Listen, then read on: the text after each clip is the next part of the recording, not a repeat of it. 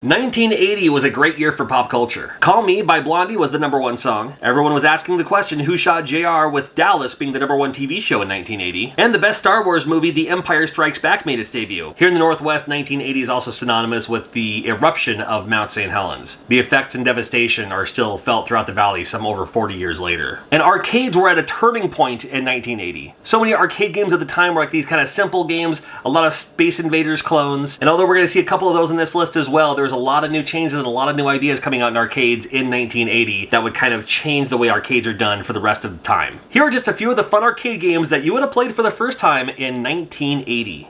I don't need to spend a lot of time talking about Pac-Man. Pac-Man made its debut in 1980, and Pac-Man, man, it became a huge empire, still strong today. Don't need to spend a lot of time talking about it, but can't deny its success, and can't deny the fact that it came out in 1980. But another great Namco game that came out in 1980 is Rally X. Now, I, in the arcade, played far more Rally X than I ever played Pac-Man. When you think about it, it's kind of like a Pac-Man. It's a racing game, top-down view. You gotta collect all the flags to move on to the next stage. Huge playing fields, huge levels in this. So you have your little mini-map in the corner to let you know where your other flags are, but there are so many of these cars trying to track you down. And these cars are kamikaze style. They're trying to crash into you. You crash, it's a game over for you. You do, fortunately, have your smoke screen you can use that will kind of stop them in their tracks. Buy you a little bit of time anyway to find those next flags. Huge fan of Rally X, and yeah, I remember playing this way back in the day, 1980, can you believe it? Now, growing up in Yakima, Washington, we had 2 arcades in our Yakima Mall. The upstairs one, Jolly Joker, was kind of the more general one, but the one downstairs just seemed a little bit more dark, a little bit more smoky, a little bit more shady, and that's where I could play Wizard of War, and I loved Wizard of War. At the time, I didn't know if it was based on a movie or a book or a series or something, and maybe it's not based on anything. It's a single-screen maze chase game where you have to find these other monsters and eliminate them before they eliminate you. This game is 2 players simultaneous, however, if you're playing by yourself, the second player will be ran by the computer, which is kind of nice. And you can shoot them if you feel like it. So it makes it competitive whether you want it to be competitive or not. Defeat all the monsters, more monsters will appear, some of them kind of like disappear in and out. You have to use your little mini-map lower center on screen to find out where those monsters are, whether they're visible to you on the main screen or not. They will show up on that mini screen. This game used to speak to you when you would walk by. It would tell you to insert a coin. It would just, laugh at you if you die. I mean, this game taunts you every step of the way. What a troll of a game. But it's a game I still find fun today. It's Wizard of War. Love this game. Came out in 1980. Another classic, don't need to spend a whole lot of time talking about it. Centipede is always a fun one. The game features the centipede, which is the bad guy, basically, and you have to defeat it. Now, if you defeat like halfway through it, it'll branch off into multiple little sections, and each section becomes its own personality. And the centipede itself, or any of the segments, will just run back and forth all the way down the screen. However, these mushrooms that are in the way, it will make it go down further than you would like it to. It'll just change direction and keep going down and down and down. Defeat all the segments, you can move on to the next stage. You will die more from the spider than you will the centipede itself. Because normally you could just kind of go back and forth, trying to shoot down the segments of the centipede. However, you have to keep an eye on your own playing field because the spider will also kind of hover around, down around where you are, and you'll end up crashing into it, and man, yeah, there's that. Fast-paced, action-paced. The trick, if you can, is to shoot the centipede head-on, especially when it's going down, and just, kind of eliminate each section as it's coming down at you, but sometimes it's not always that easy. Big fan of Centipede, gotta make the list. 1980, gotta love it. How about some early Taito? Yeah, way before like Bubble Bobble and stuff like that, we had Crazy Balloon. Now, I first played Crazy Balloon on one of those Taito arcade collections that they had for like the PlayStation 2. In the world of games with where the graphics aren't that good, but the game is super fun, that's where you'll find this game for sure. Crazy Balloon. It's a maze. That's all it is. It's just a maze game, but you play this balloon that's kind of hovering back and forth, back and forth. You have to use that to your advantage to go through these little narrow corridors and all that too. You touch any of those spikes, well, the spike disappears, but then so does your life. So gotta watch out for that. You can try for the bonus points, like when you go to these colored areas, you can see like where there's green on the wall or purple on the wall. If you can make it through those, then yeah, you'll actually get bonus points for that. But it's also, it's risk versus reward, something to watch out for. Crazy Balloon, it's a perfect one of those, I know I can do better next time. I know I can get farther next time. Definitely a quarter muncher. Gotta love Crazy Balloon. Another early Namco game in the name of King and Balloon.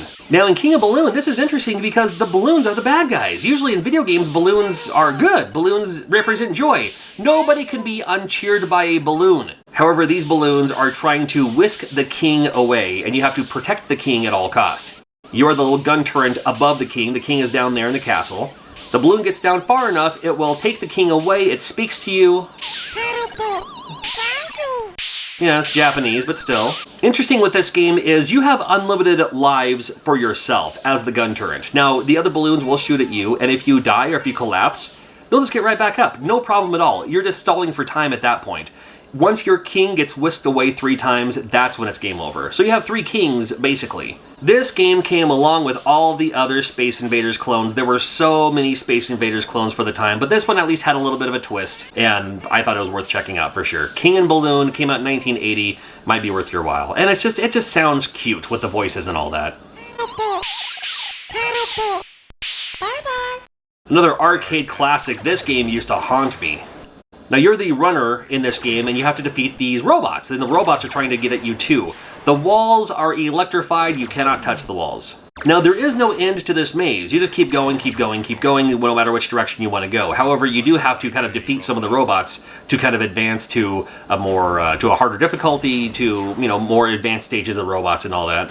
This game also with its voice taunts you, like if you just leave the room and don't do anything. Chicken, fight like a robot. Calls you a chicken, tells you to fight like a robot. I love it. One of the creepiest enemies of all time in this game, Mr. Otto, is this have a nice day face, this big smiling bouncing face. You cannot defeat it, you cannot destroy it. It will just charge at you, and man, when you see it coming, you better start running, buddy. BERZERK is an all-time classic. It's another one of those games I still find it fun today. So happy to see this. Came out in 1980. Oh my goodness, a game without a black background, are you kidding me? Well, Crazy Climber was interesting enough. The controls alone are interesting enough. You basically control your left side and your right side, your hands, I suppose, as you try to climb this gigantic tower with other things in your way, like these windows being closed. There's birds later on. There's, people who, try to chuck stuff at you and stuff like that. You're just trying to climb the tower, that's all you gotta do. But it's not as easy as you would think, and the controls certainly don't make it any easier. Might even have a cameo or 2 later on. Now again, this game came out in 1980. This is before Donkey Kong, so yeah, maybe Donkey Kong found its origins in Crazy Climber, who knows? I mean, it didn't, but just wanted to throw it out there. Crazy Climber, definitely a fun one.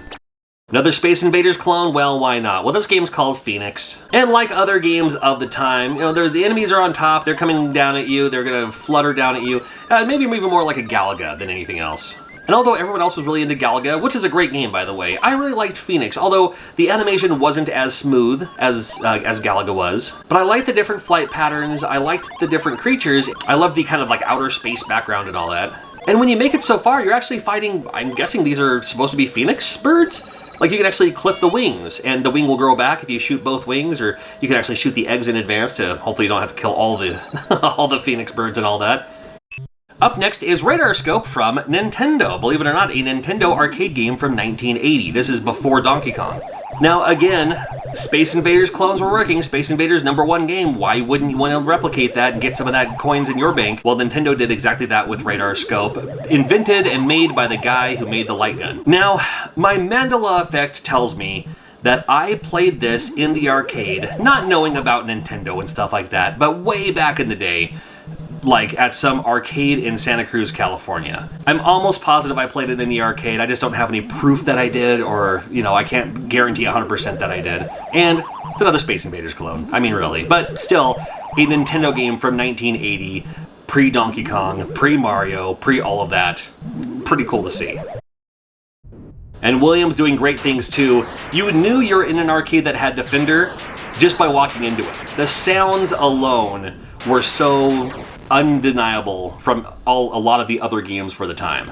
Now, I'll be honest with you, I'm not the biggest fan of Defender, only because the controls are crazy. Because there's a thrust button, there's like a reverse button, there's a fire button, and I'd rather just have a joystick and a button. That's all I need, but this game was all more button-based than anything. I mean, you did have a joystick to move up and down and stuff like that, but there are so many buttons to worry about in this game at the arcade. But it sounded good, it looked cool. You're not supposed to shoot them, but you can shoot the alien ship and then have the player kind of either safely down on the ground, pick them up and drop them down. If they're too high up, they're just gonna crash. But yeah, it's Defender because you're defending Earth from the aliens. And instead of it being like a cityscape, you're like in a mountainous landscape, which is pretty interesting, but still, hey, worked for the time. Defender indeed. I just love the visual effects of the bullets. I love the visual effects of your gun.